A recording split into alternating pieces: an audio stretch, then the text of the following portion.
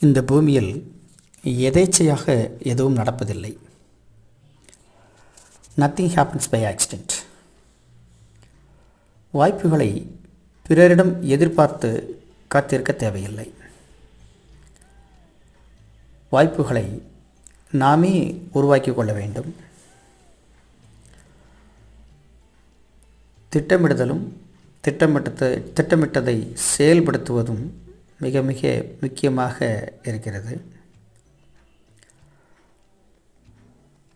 திட்டமிட்டதை ஒவ்வொன்றாக செயல்படுத்தும்போது ஒவ்வொரு ஸ்டெப்பும் நமக்கு மிகுந்த ஆச்சரியத்தையும் பிரமிப்பையும் கொடுக்கும்.